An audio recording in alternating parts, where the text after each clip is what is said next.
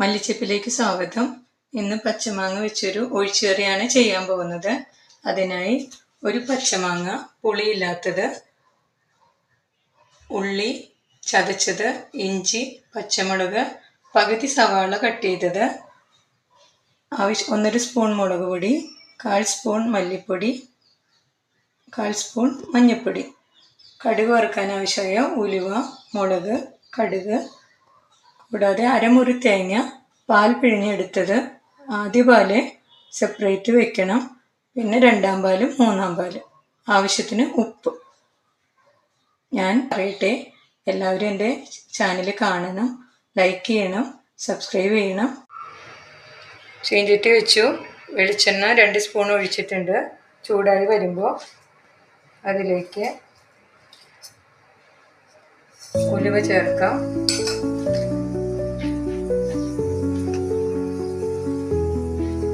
ഉലുവ പതുക്കെ പൊട്ടി വരുമ്പോൾ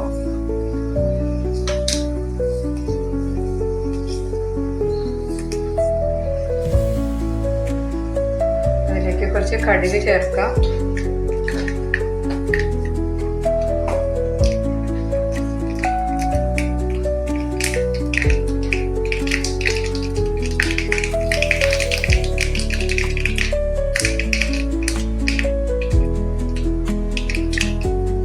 ശേഷം കറിവേപ്പില, പച്ചമുളക്, തീ കുറച്ച് വയ്ക്കാം. ഇഞ്ചി ചേർക്കാം, ഇളക്കി കൊടുക്കാം.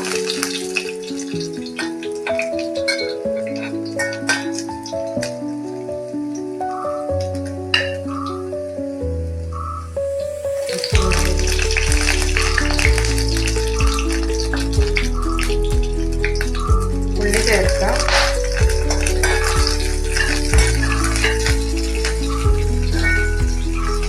പച്ചമുളക് ഒരെണ്ണം ഇഷ്ടമുള്ളവർക്ക് ചേർത്താൽ മതി.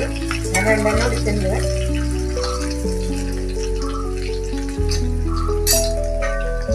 അതിനുശേഷം പതുക്കെ വാടി വരുമ്പോഴേക്കും സവാള ചേർക്കാം.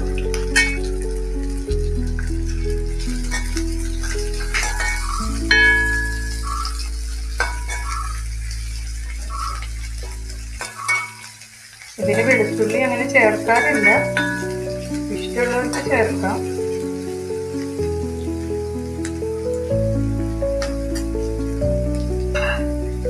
സവാള വഴണ്ടി വരാനായി 1 പിഞ്ച് ഉപ്പ് ചേർക്കാം.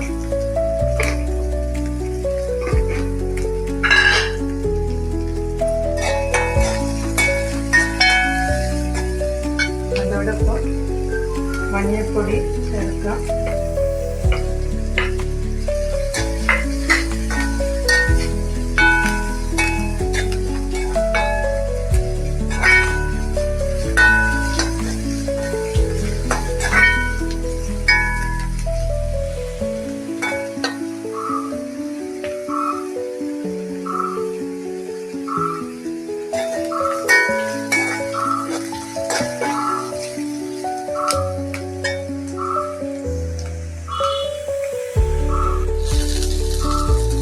ഏകദേശം ഉള്ളി വഴണ്ടിട്ടുണ്ട്.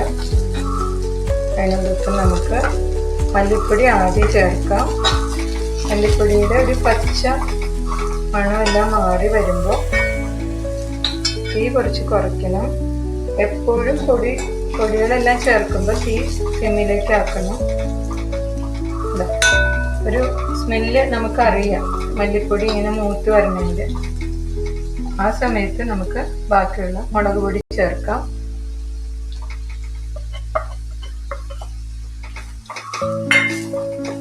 മുളകും മല്ലിയെല്ലാം അവരവരുടെ ഇഷ്ടത്തിന് ചേർക്കാം. 1.5 സ്പൂണാണ് ഞാൻ ചേർത്തിരിക്കുന്നത്. നന്നായി വഴണ്ട് അതിൻ്റെ പച്ചച്ചൊകയൊക്കെ ഒന്ന് മാറി വരണം. നമുക്ക് വെയിറ്റ് ചെയ്യാം. നല്ലൊരു സ്മെല്ല് വന്നിട്ടുണ്ട്. ഈ സമയത്ത് പച്ചമാങ്ങ ചേർക്കാം. മാങ്ങ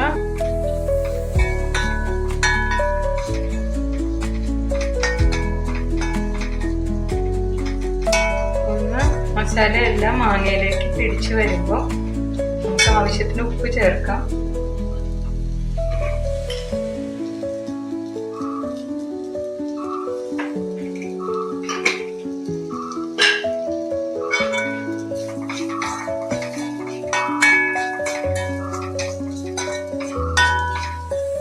ഈ സമയം ഉലുവ നമ്മൾ പൊട്ടിച്ചതാണെങ്കിലും ഉലുവപ്പൊടി ഒരു നുള്ള് കറിക്ക് നല്ല സ്വാദ് കൂട്ടാൻ നല്ലതാണ്. അതിനാൽ ഒരു പിഞ്ച്, 1-2 പിഞ്ച്, അതിൽ കൂടരുത്, ചേർക്കാം.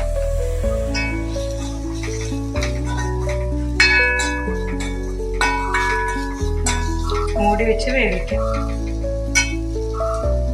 അതിനായി ഞാൻ 2-ാം പാലും 3-ാം പാലും ആണ് ഒഴിക്കുന്നത്.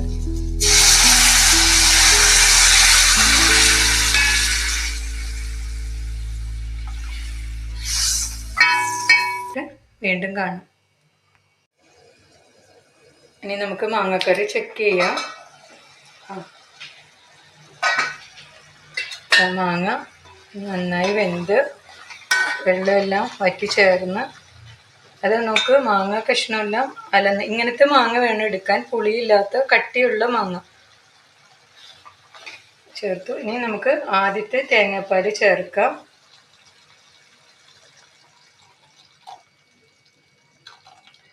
തേങ്ങാപ്പാൽ ചേർത്താൽ പിന്നെ അധികം പതുക്കെ ചൂടാവാനേ പാടുള്ളൂ, അല്ലെങ്കിൽ മാങ്ങയുടെ പുളി കൊണ്ട് തേങ്ങാപ്പാൽ തിരിയാൻ ചാൻസ് ഉണ്ട്. ഒന്ന് പതുക്കെ നൊര ഇങ്ങനെ വരുമ്പോഴേക്കും നമ്മൾ ഓഫ് ചെയ്യണം. കറി ചെക്ക് ചെയ്യാം. നമ്മുടെ കറി നല്ല എണ്ണയെല്ലാം തെളിഞ്ഞ് ഇതായിട്ടുണ്ട്. ടേസ്റ്റ് നോക്കാം, എല്ലാം കറക്റ്റാണോ.